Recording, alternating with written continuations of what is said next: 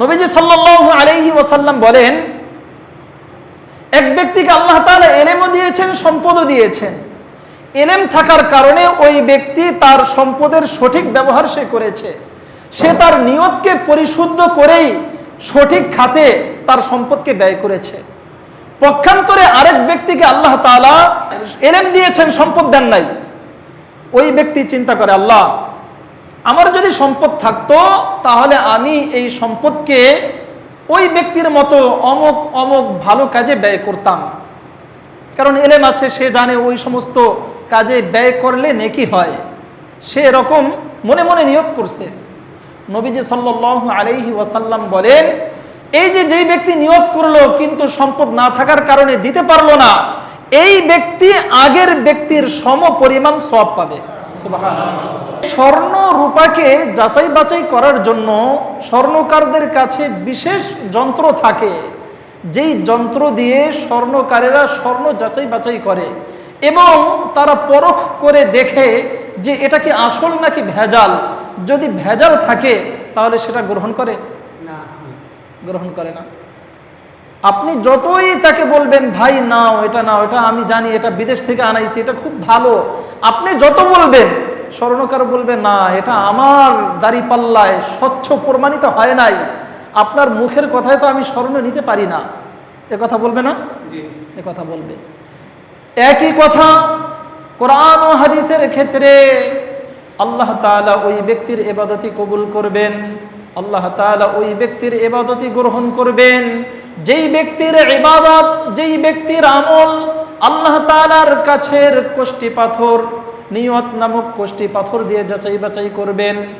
যেই ব্যক্তির আমলের মধ্যে নিয়তের পরিশুদ্ধতা ছিল, যেই ব্যক্তির আমল একমাত্র আল্লাহর জন্যই ছিল, ওই ব্যক্তির আমল আল্লাহর কাছে গ্রহণযোগ্য হবে।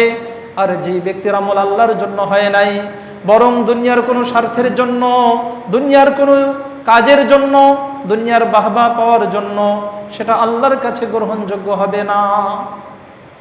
আল্লাহ রাসূল সাল্লাল্লাহু আলাইহি ওয়াসাল্লাম এ ব্যাপারে হাদিসও বলেছেন, হাদিসের কিতাবে আছে, দ্বীনি কাজ যেটাকে আমরা মনে করি দ্বীনি কাজ এবং দ্বীনি কাজের মধ্যে সর্বোচ্চ পর্যায়ের দ্বীনি কাজ কিন্তু আল্লাহর কাছে গ্রহণযোগ্য হচ্ছে না, ওই যে নিয়ত নামক কষ্টি পাথরে যাচাই বাছাই করে ওটাকে স্বচ্ছ পাওয়া না যাওয়ার কারণে। মাজাহির হক কিতাবের মধ্যে এই যে হাদিসটা শুরুতে পড়লাম, এই হাদিসটা এনে কিছু আলোচনা করেছেন। হাদিসটা নবীজি সাল্লাল্লাহু আলাইহি ওয়াসাল্লাম বলেছেন, ইন্নামাল আ'মালু বিন্নিয়াত ওয়া ইন্নামা লিকুল্লি ইমরিইম মা নাওয়া। বুখারী শরীফের একেবারে প্রথম হাদিস। সমস্ত আমল নিয়তের উপর নির্ভরশীল এবং প্রত্যেকটা মানুষ তার নিয়ত অনুযায়ী ফল পাবে। এখন ওয়া ইন্নামা লিকুল্লি ইমরিইম মা নাওয়া, এই যে পরের অংশটা, এই অংশের দ্বারা উদ্দেশ্য কি? উনি বলেন, এর দ্বারা উদ্দেশ্য হলো একই কাজে যদি একাধিক নিয়ত কেউ করে তাহলে একাধিক নিয়তের নেকি পাবে। সুবহানাল্লাহ। কাজ করবে একটা, নিয়ত করবে কি একাধিক। উনি উদাহরণ দিচ্ছেন, এক ব্যক্তি মসজিদে যাবে নামাজ পড়তে। এখন ওই ব্যক্তি যদি চিন্তা করে যে আমি মসজিদে গিয়ে জামাতে নামাজ পড়ব, তাহলে এটা আলাদা একটা নেকি, আলাদা একটা নিয়ত, নেকি পাবে। ওই ব্যক্তি আরো সাথে নিয়ত করলো, আমি মসজিদে ঢোকার সময় ইতিকাফের নিয়ত করব, তাহলে ওই একই কাজে মসজিদে কিন্তু আসবে একবার, নাকি ইতিকাফের জন্য একবার আসবে, আবার জামাতের জন্য একবার আসবে, এরকম কিছু একবারেই। তো এই যে ইতিকাফের নিয়ত করলো, দ্বিতীয় নেকি সে পেয়ে যাচ্ছে। আবার যদি ওই ব্যক্তি চিন্তা করে আমি মসজিদে গিয়ে মানুষকে সালাম দিব, পথে যার সাথে দেখা হবে আমি তাকে সালাম দেব, মসজিদে ঢুকে আমি সালাম দেব, এই সালামের নেকি সে পাবে। ওই ব্যক্তি যদি চিন্তা করে আমি মানুষের ভালো মন্দ জিজ্ঞাসা করব, তারা কেমন আছে খোঁজ খবর নেব, এই নেকিও সে পাবে। এবং ওই ব্যক্তি যদি এরকম নিয়ত করে যে আমি মসজিদে গিয়ে কেউ যদি অসুস্থ থাকে তার যতটুকু সেবা করা যায় এই সেবায় অংশগ্রহণ করব। মসজিদে আসতেছে কয়বার বলেন? কয়বার? একবার। নিয়ত করতেছে অনেক। এরকম যতগুলো নিয়ত করা যায়, উনি বলেন ওয়া ইন্নামা লিকুল্লি ইমরিইম মা নাওয়া। নবী বলেছেন প্রত্যেকটা মানুষ তার আমলের নিয়ত অনুযায়ী ফল পাবে। এই অংশ দ্বারা বোঝা যায় এক কাজে যদি এরকম শত নিয়তের সুযোগ থাকে, আর শত নিয়ত করে তাহলে শত নেকি সে পেয়ে যাবে। সুবহানাল্লাহ। আমাদের অবস্থা হইল দুনিয়াবি কাজকে দিন বানাবো এটা তো পরের কথা, বরং দিনই কাজকে আমরা দিন হিসাবেও রাখতে পারি না। আসসালামু আলাইকুম ওয়া রাহমাতুল্লাহি ওয়া বারাকাতুহু।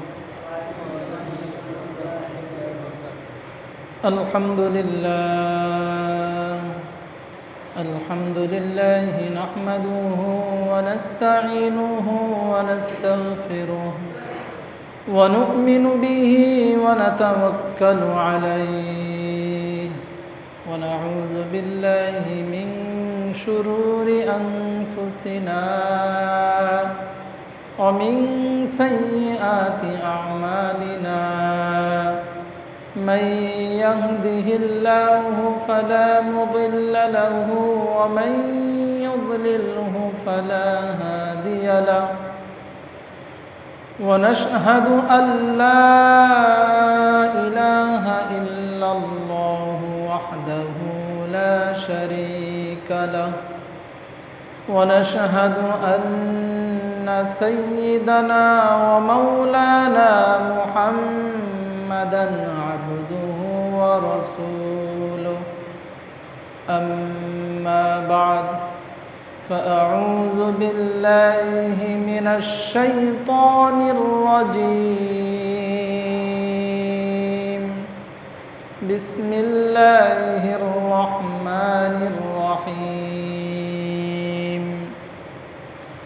وما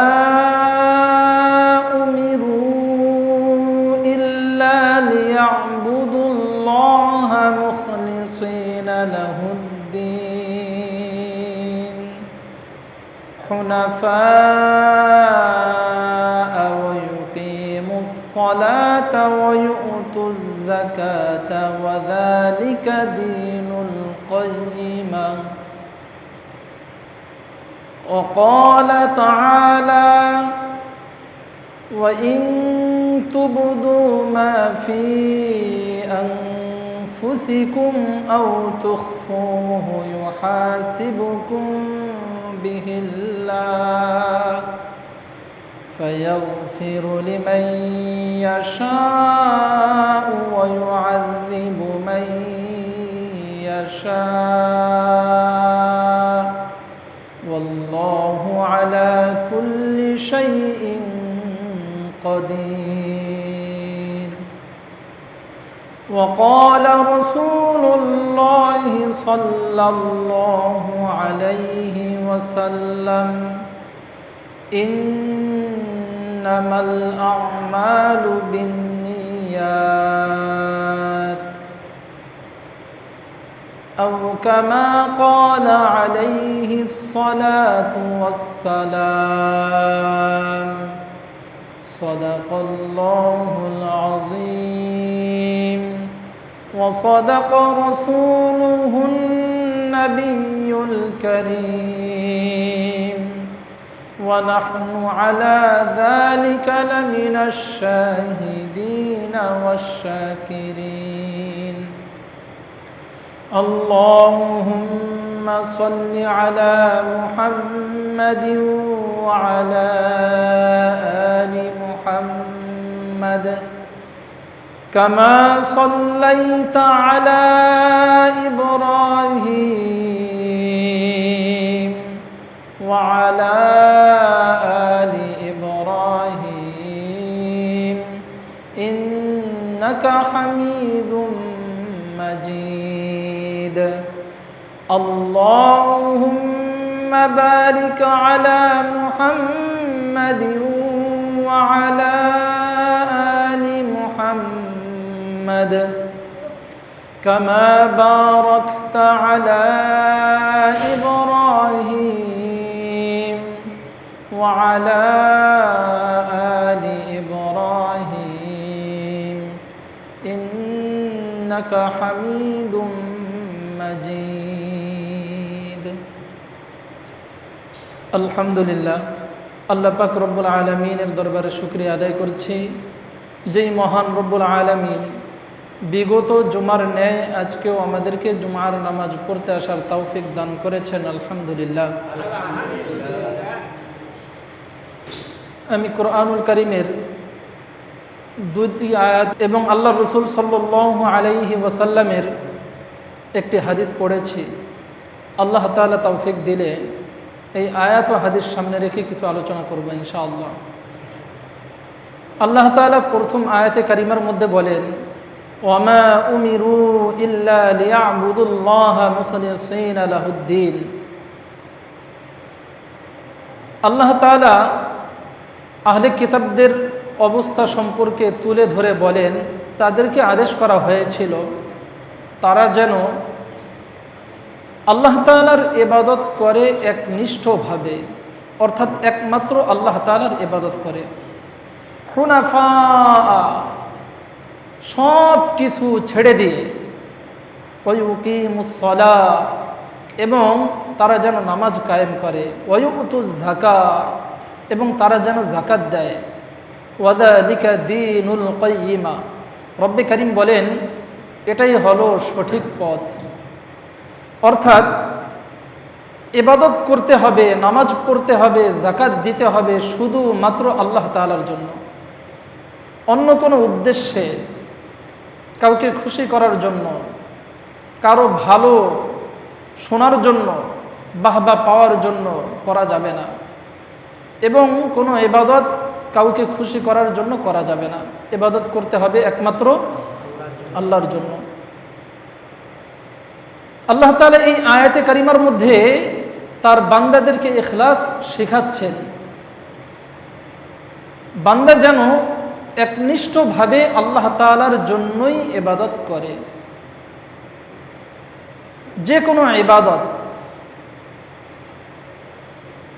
আমরা কোরবানি করেছি, কোরবানির ক্ষেত্রেও আমরা শুনেছি, বলেছি, কোরবানি কার জন্য করতে হয়? আল্লাহর জন্য করতে হয়। আল্লাহ তাআলা বিশেষভাবে আয়াতে কারিমা নাজিলও করেছেন, লা ইয়ানালুল্লাহা লুহুমুহা ওয়ালা দিমাউহা ওয়ালাকিন ইয়ানালুহুত তাকওয়া মিনকুম।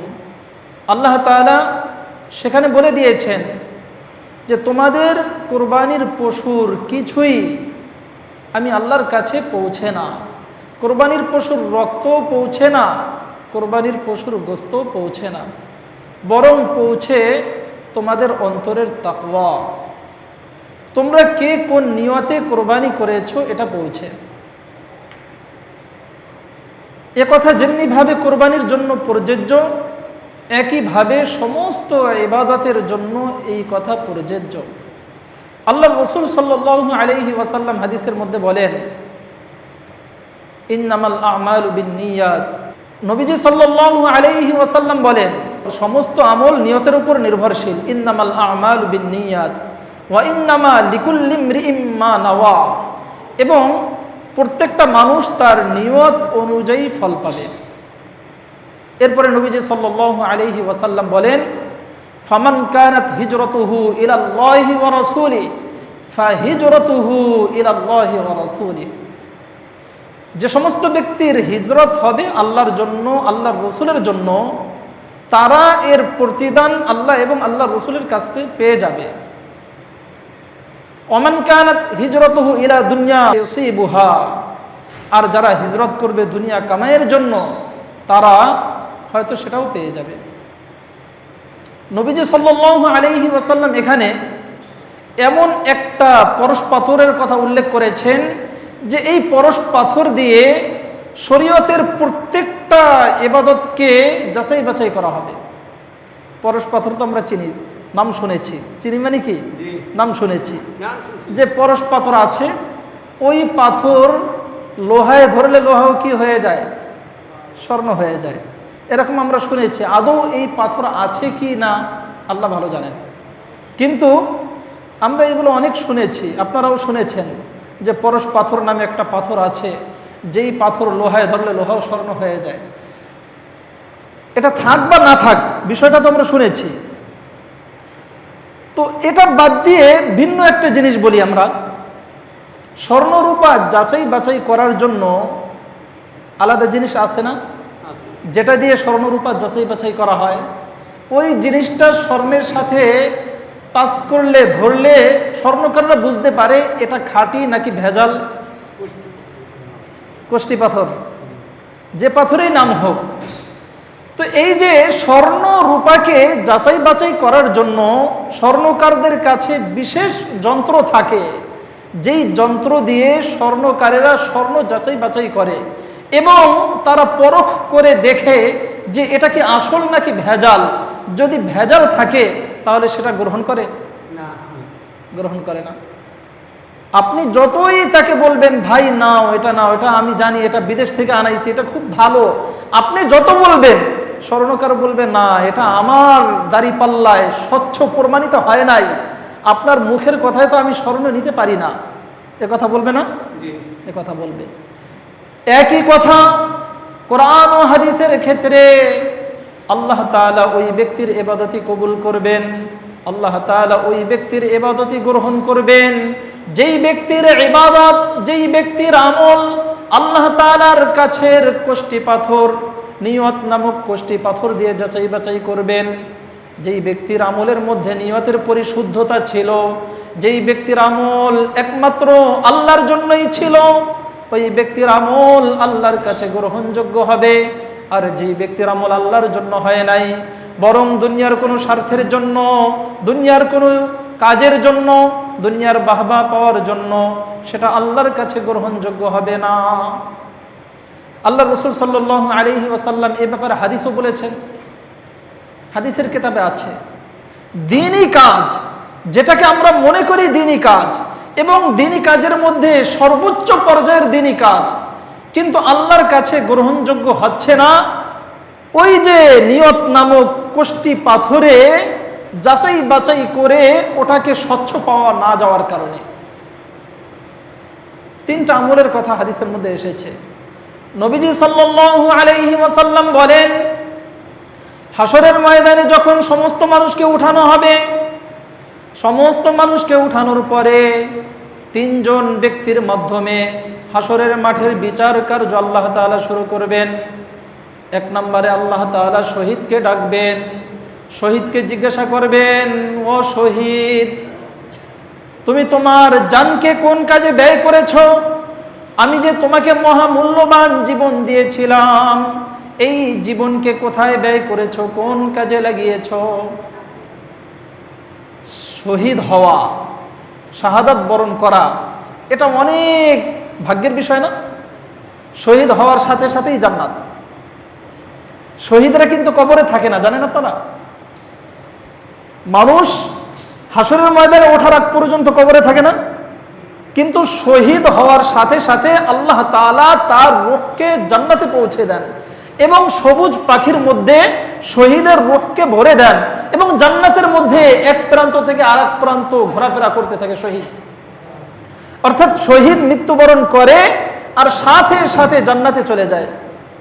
আল্লাহ তাআলা কোরআনুল কারীমের মধ্যে বলেন, যে সমস্ত ব্যক্তিরা আল্লাহর রাস্তায় শহীদ হয়, মৃত্যুবরণ করে, তাদেরকে তোমরা মৃত্যু বলো না, বরং তারা জীবিত। বাল আহইয়াউন ইনদা রাব্বিহিম ইউরযাকুন, বরং তারা তাদের রবের কাছে জীবিত এবং তারা তাদের রবের কাছ থেকে রিজিক প্রাপ্ত। তার মানে শহীদ মৃত্যুবরণ করার সাথে সাথে কোথায় যায়? জান্নাতে যায়। আমাদের প্রত্যেকের কাছে আমাদের জানের চেয়ে মহামূল্যবান সম্পদ আর কিছু আছে? প্রত্যেকের কাছে তার জান সর্বপ্রিয়, এর চেয়ে প্রিয় আর কিছু নাই। তো এটা দ্বীনি কাজের মধ্যে উচ্চ মাপের একটা কাজ, উচ্চ মাপের একটা আমল। এই শহীদকে আল্লাহ তাআলা জিজ্ঞাসা করবেন, আমি তো তোমাকে জীবন দিয়েছিলাম, তুমি এর কি হক আদায় করেছ? শহীদ বলবে, আল্লাহ, আমি তোমার দ্বীনের জন্য, তোমার কালেমা, তোমার ঝান্ডা পৃথিবীতে বুলন্দ করার জন্য আমি সর্বস্ব বিলীন করেছি, এমনকি আমার জীবনও আমি দিয়ে দিয়েছি। আল্লাহ তাআলার পক্ষ থেকে বলা হবে, কাযাবতা, তুমি মিথ্যা বলেছ, তুমি আমার দ্বীনের জন্য তোমার জানকে দাওনি, তুমি আমার দ্বীনের জন্য তোমার জীবনকে দাওনি, বরং তুমি এই জন্য দিয়েছ যাতে লোকেরা তোমাকে বাহাদুর বলে, যাকে লোকেরা তোমাকে বড় বীর বলে, আর সেটা বলা হয়ে গিয়েছে দুনিয়াতে, আজকে আমার কাছে তুমি কোনো প্রতিদান পাবে না। এরপরে আল্লাহ তাআলা ফেরেশতাদেরকে আদেশ করবেন, ও ফেরেশতারা, এই শহীদ নামক ব্যক্তিকে, যে দাবি করতেছে নিজে শহীদ, তাকে টেনে হেঁচড়ে জাহান্নামে নিক্ষেপ করে দাও। নাউজুবিল্লাহ। তো ওই ব্যক্তি বাহ্যিক দৃষ্টিতে কোনো খারাপ কাজ করেছিল? বাহ্যিক দৃষ্টিতে দ্বীনের বড় একটা আমল সে করেছে এবং সে তার জীবনও দিয়েছে, এমন না যে জীবন দেয়নি। কিন্তু সমস্যা কোথায়? নিয়ত। সমস্যা কোথায়? নিয়ত। শুধু নিয়তে গড়বড়, নিয়তে ঝামেলা, তার জীবন দেওয়াতে ঝামেলা নাই। সে যে রণাঙ্গনে গিয়েছে, কাফেরদেরকে মেরেছে, এতেও কোনো সমস্যা নাই। অনেক কষ্ট স্বীকার করেছে, এতেও কোনো ঝামেলা নেই। কিন্তু তার নিয়তের মধ্যে ঝামেলা ছিল। তার নিয়ত ছিল লোকেরা যেন তাকে বড় বাহাদুর বলে, আর দুনিয়াতে সেটা বলেছে। কিন্তু ওই ব্যক্তি তার জীবন দেওয়ার পরেও জান্নাতে যেতে পারছে না। আল্লাহ তাআলা এরপরে একজন আলেমকে ডাকবেন, একজন কারীকে ডাকবেন।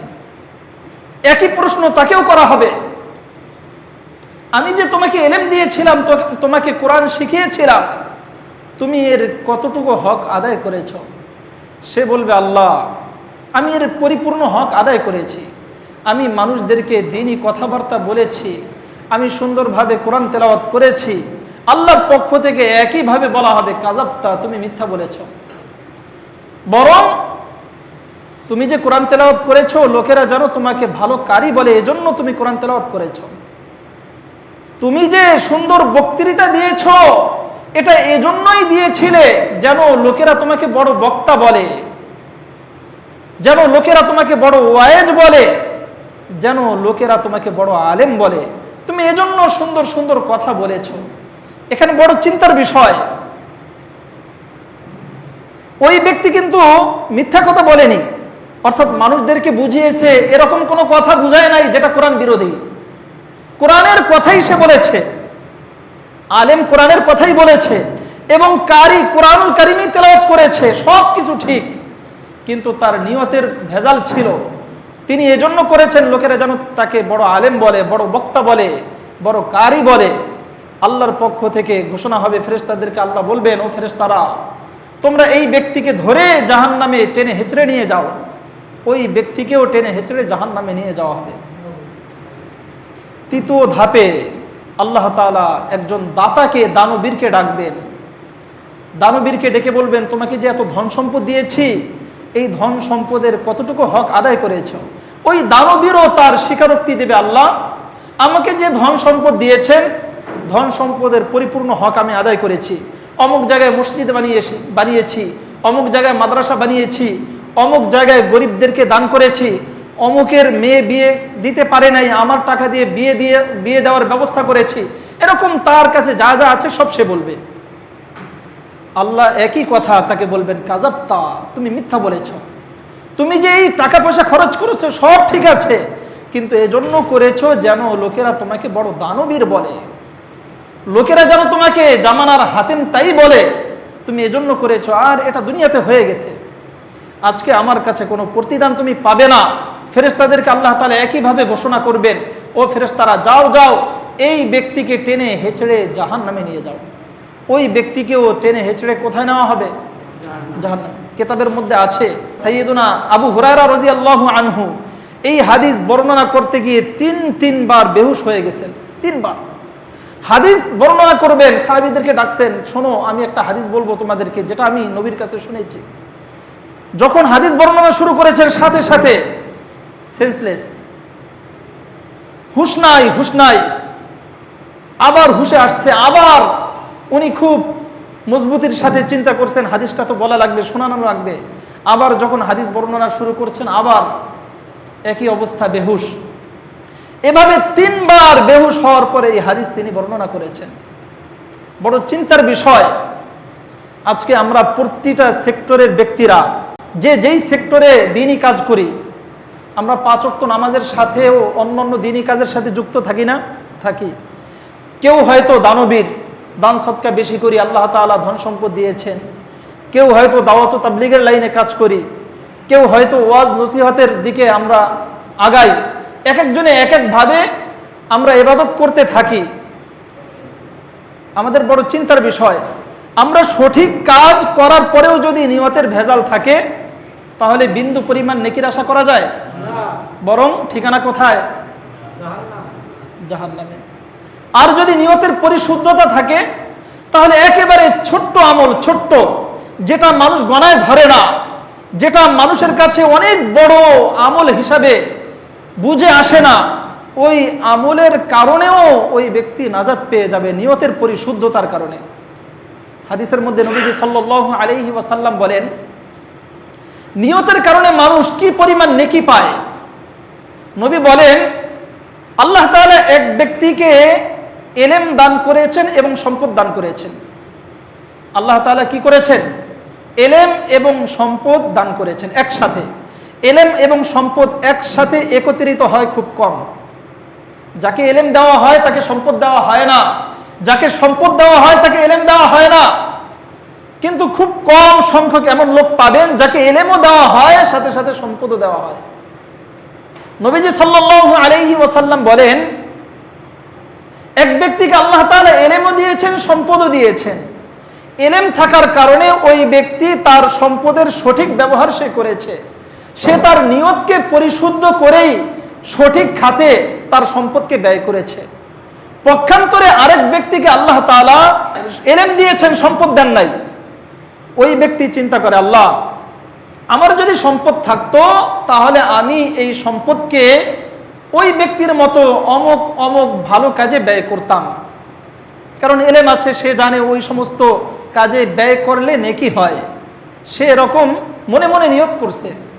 নবীজি সাল্লাল্লাহু আলাইহি ওয়াসাল্লাম বলেন, এই যে যেই ব্যক্তি নিয়ত করলো কিন্তু সম্পদ না থাকার কারণে দিতে পারলো না, এই ব্যক্তি আগের ব্যক্তির সম পরিমাণ সওয়াব পাবে। সুবহানাল্লাহ, সম পরিমাণ সওয়াব।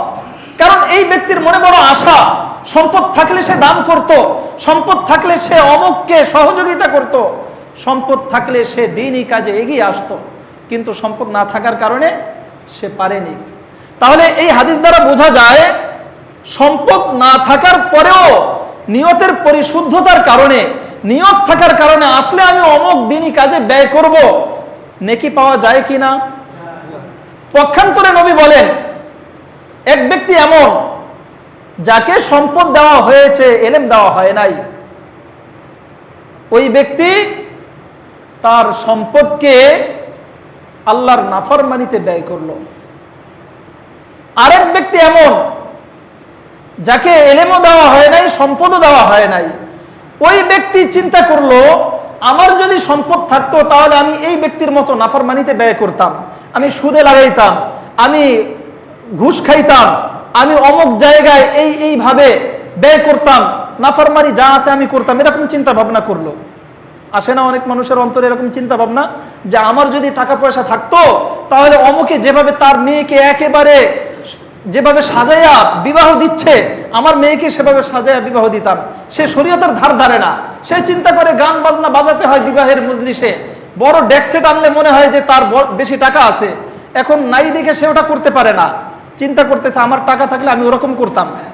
নবী বলেন, যেই ব্যক্তির টাকা থাকার কারণে নাফরমানি করেছে আর যেই ব্যক্তির টাকা না থাকার কারণে নিয়ত করেছিল থাকলে এমন করত, ওই ব্যক্তির সম্পদশালী ব্যক্তির সম পরিমাণ গুনাহ হবে। নাউজুবিল্লাহ। তাহলে এখানে কি বোঝা গেল? নিয়তের কারণে নেকি পাওয়া যাচ্ছে, আবার নিয়তের সমস্যার কারণে গুনাহ হচ্ছে। কারণ ওই ব্যক্তির সম্পদ নাই, সে গুনার কাজে ব্যয় করতে পারতেছে না, কিন্তু তার নিয়ত ছিল আমার সম্পদ থাকলে আমি এরকম মাইক ভাড়া করতাম, আমি এরকম ডেক্সে আনতাম, আমি এরকম নাফরমানি করতাম, আবার মেয়েও নাচায় বিভিন্ন সময় শুনি, আবার মদের আসরও বসায়, বিভিন্ন জিনিস শুনি, এরকম চিন্তা ভাবনা করেছে, সম্পদ থাকলে এটা করত। আল্লাহ রসুল বলেন, সম্পদ না থাকার পরেও নিয়তের কারণে এই ব্যক্তির কি হবে? গুনাহ হবে। কি হবে? গুনাহ হবে। তাহলে নিয়তের ভেজালে এক ব্যক্তি গুনার মধ্যে পড়ে যাচ্ছে, আর নিয়তের পরিশুদ্ধতার কারণে এক ব্যক্তি সম্পদ না থাকার পরেও নেকি পাচ্ছে। এজন্য আমাদের বড় চিন্তা করে চলতে হবে। আমরা তো প্রত্যেকেই মুসলমান, আমরা চিন্তা করি আমরা জান্নাতে যাব, এই চিন্তা কিন্তু আমাদের সবার আছে, আছে না? সবার আছে। আমরা চিন্তা করি আমরা জাহান্নাম থেকে বাঁচবো, এটা আমাদের চিন্তা, এটা আমাদের অন্তরের ইচ্ছা, কিন্তু আমাদের কাজকর্ম দেখলে এটা বোঝা যায় না যে আসলেই আমি জান্নাতে যাওয়ার পথে হাঁটছি, আসলেই আমি জাহান্নাম থেকে বাঁচার চেষ্টা করছি। এজন্য আমাদের নিয়তের ক্ষেত্রে বড় সচেতন হতে হবে। নিয়তের পরিশুদ্ধতা থাকলে আমরা নেকি পাবো, আর নিয়তের পরিশুদ্ধতা না থাকলে করব নেকির কাজ কিন্তু বিন্দু পরিমাণ নেকি পাবো না, বরং গুনাহ হবে। মাজাহির হক কিতাবের মধ্যে এই যে হাদিসটা শুরুতে পড়লাম, এই হাদিসটা এনে কিছু আলোচনা করেছেন। হাদিসটা নবীজি সাল্লাল্লাহু আলাইহি ওয়াসাল্লাম বলেছেন, ইন্নামাল আমালু বিন্নিয়াত ওয়া ইন্নামা লিকুল্লি ইমরিইম মা নাওয়া। বুখারী শরীফের একেবারে প্রথম হাদিস। সমস্ত আমল নিয়তের উপর নির্ভরশীল এবং প্রত্যেকটা মানুষ তার নিয়ত অনুযায়ী ফল পাবে।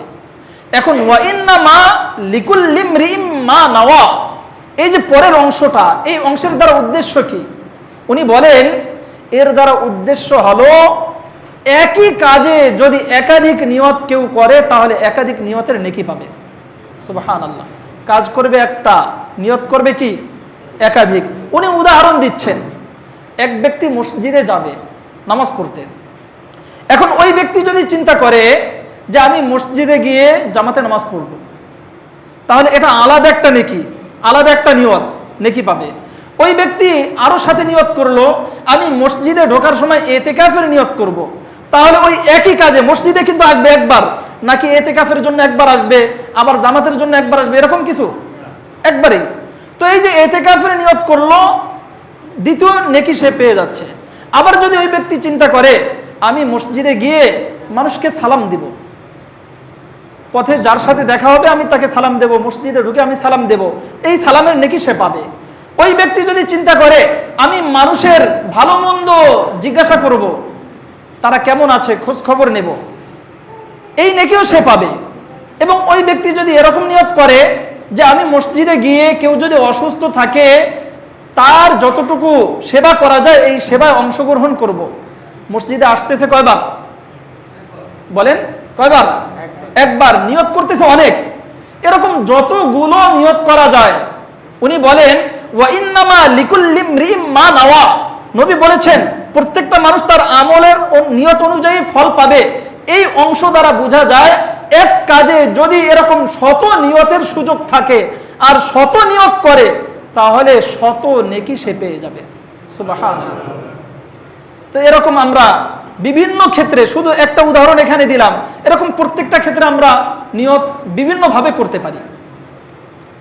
অনেক সময় আমরা মসজিদে এসে 2 রাকাত সালাতুল হাজত পড়ি, দুখুলুল মসজিদ পড়ি, তাহিয়াতুল উজু পড়ি না? আমরা অনেক সময় সুন্নত পড়ি।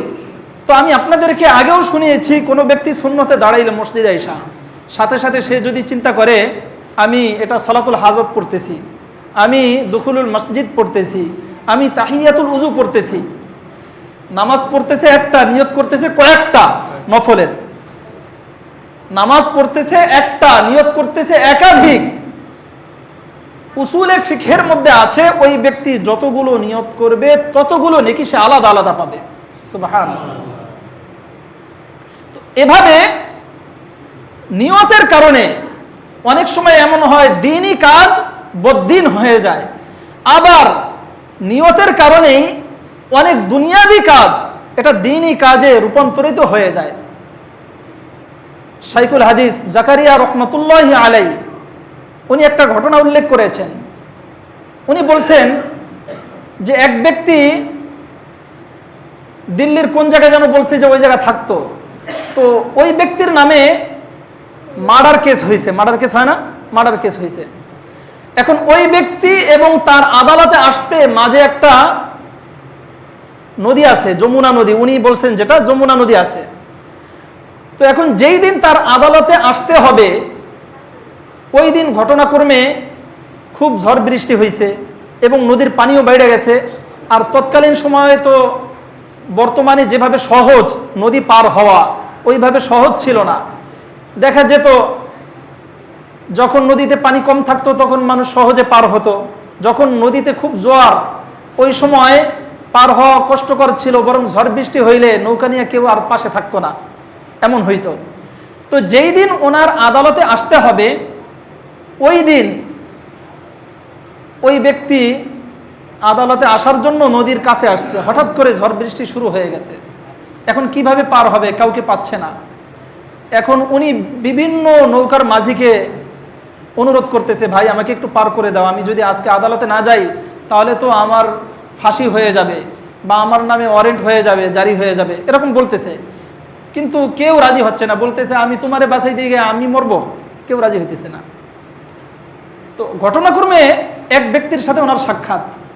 উনি বলতেছে, তুমি গিয়ে অমুক বাগানে যাবা, ওখানে গিয়ে দেখবা এক বুজুর্গ ওখানে আল্লাহর জিকির করতেছেন, ওখানে তার স্ত্রী নিয়ে থাকে, তার কাছে গিয়ে তোমার এই সমস্যার কথা বলবা, কিন্তু যতক্ষণ পর্যন্ত তোমার সমস্যার সমাধান না পাবা ততক্ষণ পর্যন্ত তুমি সেখান থেকে আসবা না, আর আমি যে তোমাকে সেখানে যেতে বলেছি আমার কথাও বলবা না।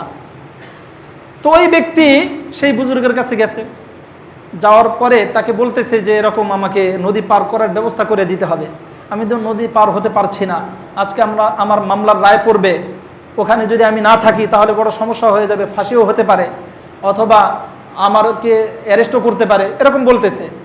তো ওই বুজুর্গ বলতেছে যে আমি কিভাবে তোমাকে পার করবো, আমি তো এইগুলা কিছু বুঝি টুঝি না, আর নদীতে এখন অনেক জোয়ার, দেখো কাউকে পাও কিনা।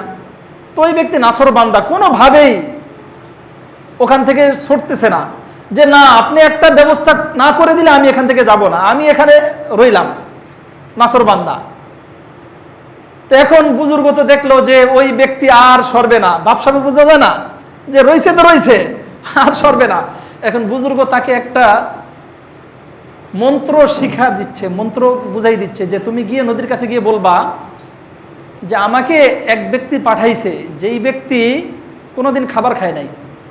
কি মন্ত্র? যেই ব্যক্তি কোনোদিন খাবার খায় নাই, আর যেই ব্যক্তি তার স্ত্রীর সাথে কোনোদিন মেলামেশা করে নাই, ওই ব্যক্তি আমাকে পাঠাইছে, এখন আমি নদী পার হতে চাচ্ছি, এটা গিয়ে নদীর কাছে গিয়ে বলবা। তো ওই ব্যক্তি আসছে, নদীর কাছে গিয়ে এই কথা বলছে। তো আল্লাহরই কি কারিশমা, ওই ব্যক্তির যাওয়ার ব্যবস্থা হয়ে গেছে, সুন্দরভাবে সে পার হয়ে গেছে।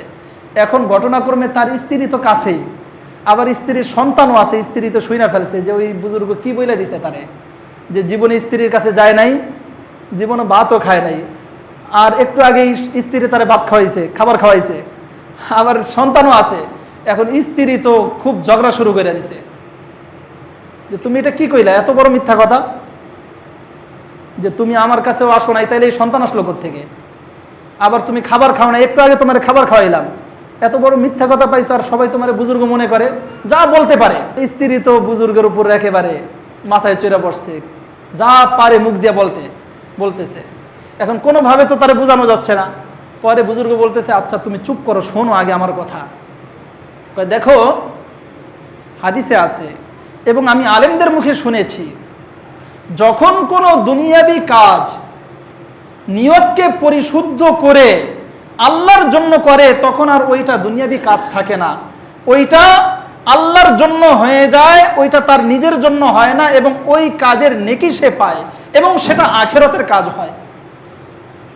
দুনিয়াবি কাজ নিয়তের পরিশুদ্ধতার কারণে দুনিয়াবি থাকে না, আখিরাতের হয়ে যায় এবং আল্লাহর জন্য হয়ে যায়, তার প্রতিদান পায়। আমি যখন থেকে এই হাদিস শুনেছি, যখন থেকে আলেমদের কাছে একথা শুনেছি, তখন থেকে কোনোদিন আমি দুনিয়াবি কাজ আমার নফসের জন্য করিনি, বরং আল্লাহর জন্য করেছি। আমি যে বিবাহ করেছি, আমি যে তোমার কাছে গিয়েছি, এটা তোমার চাহিদা পূরণ, এটা আমার উদ্দেশ্য ছিল না। কারণ আমি দেখেছি যে তোমার উপর আল্লাহ আমার উপর হক দিয়েছে, তোমার ওই হক আদায়ের জন্য আমি গিয়েছি, আল্লাহর সন্তুষ্টির জন্য গিয়েছি। এজন্য আমি যেহেতু হাদিস জানি, শুনেছি, অতএব আমার এই কাজটা আমার নিজের কাজ না, এটা আখিরাতের কাজ হয়েছে, যার ফলে আমি বলেছি যে আমি কোনোদিন স্ত্রীর কাছে যাই নাই, কারণ আমি তো আখিরাতের কাজ করছি, আমার নিজের কাজ তো করি নাই। এবং ওই যে খাবারের কথা বললাম, ওই খাবারটাও যখনই আমি খেয়েছি তখনই আমার নিয়ত ছিল আমি এই খাবারের শক্তির মাধ্যমে ইবাদত করব। আমি এই খাবার খেয়ে যেই শক্তি হবে, এই শক্তির মাধ্যমে আমি দিনই কাজ করব, তাহলে এটাও তো ওই হাদিস অনুযায়ী আমার নিজের জন্য হয় নাই, অতএব আমি খাবার খাই নাই। এরপরে শায়েখ জাকারিয়া রহমতুল্লাহি আলাইহি আরেকটা ঘটনা সামনে উল্লেখ করেছেন। উনি বলছেন যে একটা নদী ছিল, নদীর এপারে এক বুজুর্গ বসবাস করতেন, ওপারে আরেক বুজুর্গ বসবাস করতেন। এক বুজুর্গ তার স্ত্রী নিয়ে থাকতেন, আরেক বুজুর্গ একাকী ইবাদত করতেন। এখন একবার এক বুজুর্গ যে স্ত্রী নিয়ে থাকেন, উনি খাবার পাকিয়ে তার স্ত্রীকে বলতেছেন যে তুমি ওই বুজুর্গের কাছে এই খাবারটা দিয়ে আসো, দেওয়ার ব্যবস্থা করো। এখন স্ত্রী বলতেছে এত বড় নদী আমি কিভাবে পার হব? তখন তাকে মন্ত্র ওই শিক্ষা দিচ্ছে আগের মন্ত্রের মতো, যে তুমি নদীর কাছে গিয়ে বলবা যে আমাকে এমন লোক পাঠাইছে যে স্ত্রীর কাছে আসে নাই, এটা বলবা। তো ওই মহিলা গিয়ে বলছে ঠিকই, রাস্তা হয়ে গেছে, পার হয়েছে, ওই পাশের বুজুর্গকে গিয়ে খাবার খাওয়াইছে। এখন ওই পাশের বুজুর্গকে খাবার খাওয়ানোর পরে এই মহিলা পেরেশান, মন্ত্র শিখছে, যাওয়ার আসার মন্ত্র তার শিখে নাই, আসবে কিভাবে? এই অবস্থা দেখে ওই পাশের বুজুর্গ বলতেছে কি টেনশনে আছেন আপনি, সমস্যা কি?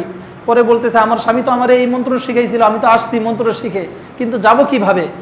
কয় আপনি গিয়ে নদীর কাছে গিয়ে বলবেন যে আমাকে এমন লোক পাঠাইছে যে কোনোদিন খাবার খায় নাই। এখন মহিলা চিন্তা করতেছে আমি একটু আগে খাবার খাওয়াইলাম আর বলতেছে খাবার খায় নাই, এটা কেমন কথা? যাই হোক, ওই মহিলা আয়সা নদীর কাছে বলছে, নদী তো শান্ত হয়ে গেছে, সে চলে আসছে। আয়সা এখন স্বামীর কাছে বলতেছে তোমরা কি পাইছো? তুমি বললা স্ত্রীর কাছে যাও নাই, অথচ আমি তোমার সাথেই থাকি, আর তোমার খবর তো আমি সবচেয়ে ভালো জানি। আর ওই বুজুর্গ বলতেছে সে জীবনে খাবার খায় নাই, আমি তো তারে খাবার খাওয়াই আসলাম। তো এরকম তোমরা আবার বুজুর্গ স্বাস্থ্য, আবার এরকম বড় বড় মিথ্যা কথা কও, পাইছো কি? পরে ওই বুজুর্গ বলতেছে যে দেখো, ওই আগের ঘটনা বলতেছে, যখন নিয়ত পরিশুদ্ধ করে আল্লাহর জন্য কোনো কাজ করে, ওই সময় ওই কাজটা আর নিজের থাকে না, বরং ওই কাজটা কার হয়ে যায়? আল্লাহর হয়ে যায়, আখিরাতের হয়ে যায়, এবং তার বিনিময়ে সে নেকি পেয়ে যায়। আর যদি নিয়ত পরিশুদ্ধ না থাকে, আগের যেই তিন ব্যক্তির ঘটনা, হাদিসের ঘটনা, ওই ঘটনার দ্বারা তিন ব্যক্তি দিনের বড় বড় কাজ নিয়ত পরিশুদ্ধ না থাকার কারণে তারা নেকি পাচ্ছে? নেকি পাচ্ছে না। জাহান্নামে যাচ্ছে শহীদ, জাহান্নামে যাচ্ছে আলেম, জাহান্নামে যাচ্ছে দানবীর। প্রত্যেকটা কিন্তু দিনই কাজ ছিল, কিন্তু নিয়তের মধ্যে ঝামেলা ছিল।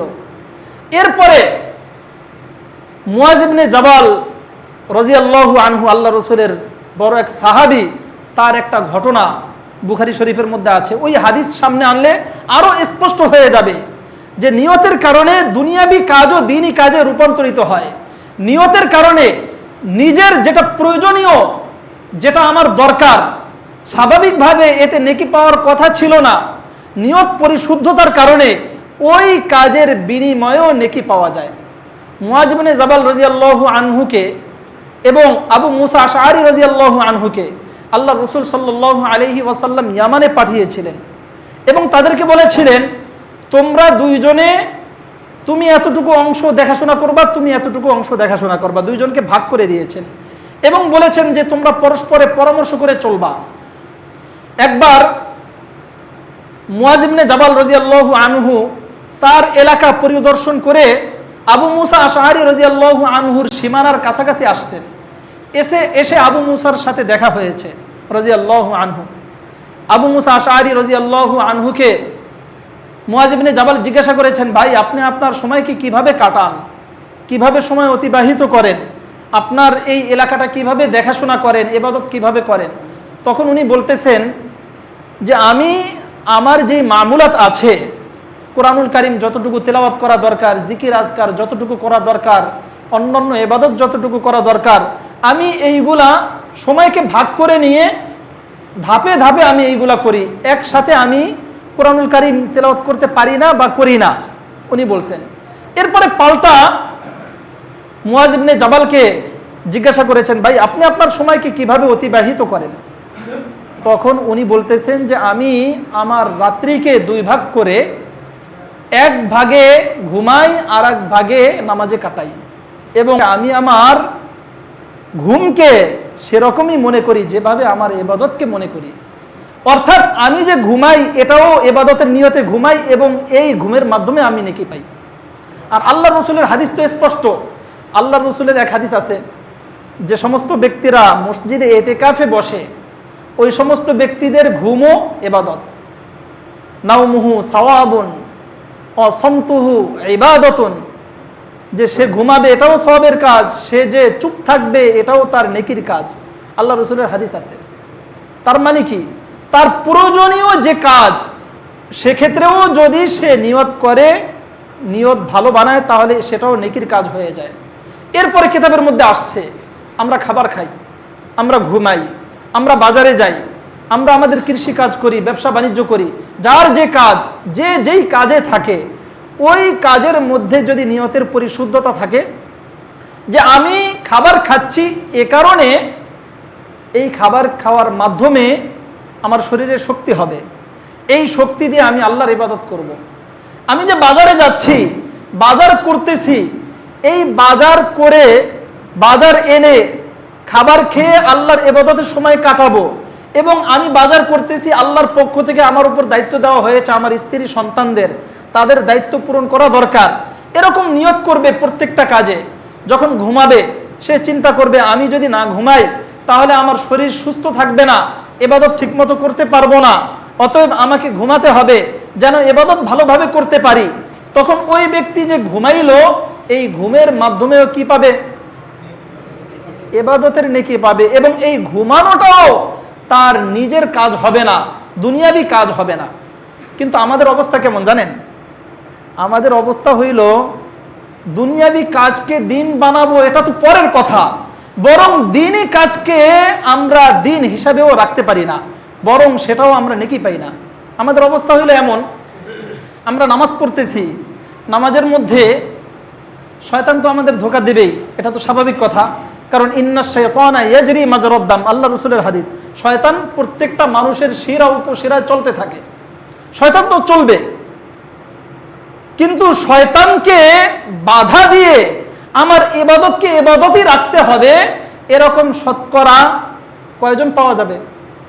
নামাজ শেষ হওয়ার পরে আপনারা একজন একজন করে আলাদা আলাদা জিজ্ঞাসা করবেন। এখন তো বললাম, এখন জিজ্ঞাসা করলে নামাজের পরে বলতে পারবে, অন্য সময় জিজ্ঞেস দেখবেন কয়জনে বলতে পারে আজকে হুজুর কোন সূরা দিয়ে নামাজ পড়াইছে। সূরা ফিল থেকে নাস পর্যন্ত এই 10টা সূরা তো কম বেশি সবাই আমরা জানি না? এই সূরাগুলো দিয়েও যদি নামাজ পড়ায়, শতকরা 70 থেকে 80% লোক বলতে পারে না যে কোন কোন সূরা দিয়ে পড়াইছে। ভুল বললাম? অর্থাৎ আমাদের দিনই কাজ থাকে না, অথচ আল্লাহর রাসূল সাল্লাল্লাহু আলাইহি ওয়াসাল্লাম হাদিসের মধ্যে বলছেন, জিবরিল আমিন আল্লাহর রাসূলকে জিজ্ঞাসা করেছেন মাল ইহসান, যে ইহসান কি জিনিস? নবীজি সাল্লাল্লাহু আলাইহি ওয়াসাল্লাম বলেছেন আনতা আবুদাল্লাহা কাআন্নাকা তারাহু ফাইন লাম তাকুন তারাহু ফাইন্নাহু ইয়ারাক। আর ইহসান হইল তুমি যখন ইবাদত করবে তখন তুমি মনে করবে তুমি তোমার রবকে দেখছো। যদি এরকম স্তরে তুমি উপনীত না হতে পারো, অন্তত এতটুকু স্তরে তো অবশ্যই উপনীত হতে হবে যে তোমার রব তোমাকে দেখছেন। একজন শ্রমিক যদি মনে করে, সে যদি জানে যে তার মালিক দেখতেছে, ওই কাজটা সুন্দর হয় না? আমরা মনে করি আল্লাহ দেখতেছেন, কিন্তু ওই অনুভূতির বাস্তবতা আমাদের অন্তরে নাই। শুধু মনে আছে যে আল্লাহ দেখেন, শুধু মুখে মুখে বলি যে হ্যাঁ আমরা যা করি সব কিছু আল্লাহ দেখেন, আল্লাহর অগোচরে কিচ্ছু হয় না।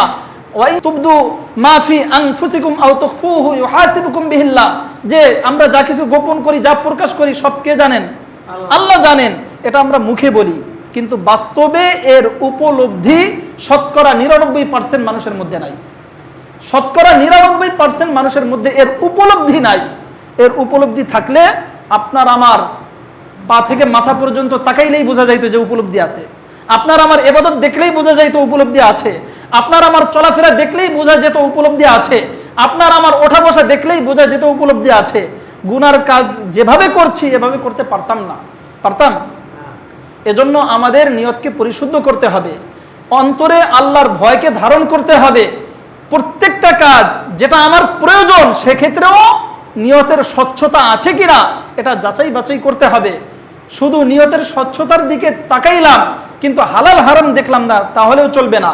যখন নিয়তের স্বচ্ছতা থাকবে অটোমেটিক কামটা হালাল কি হারাম এটাও চলে আসবে। কারণ নিয়তের স্বচ্ছতা তো তখনই আসবে হালাল যখন হবে, আর হালাল না হইলে তো নিয়তের স্বচ্ছতা আসবে না। হারাম কাজে নিয়ত স্বচ্ছ করলেও কাজ হয় একেবারে নিয়তকে পরিশুদ্ধ কইরা সুন্নত তরিকে একটা কুকুরকে জবাই করলাম, হালাল হয়ে যাবে? হালাল হবে না। এজন্য হারাম কাজে নিয়তের পরিশুদ্ধতায় কোনো গ্রহণযোগ্যতা নাই, বরং হালাল কাজে, হারাম কাজে কোনো গ্রহণযোগ্যতা নাই, হালাল কাজে গ্রহণযোগ্যতা আছে।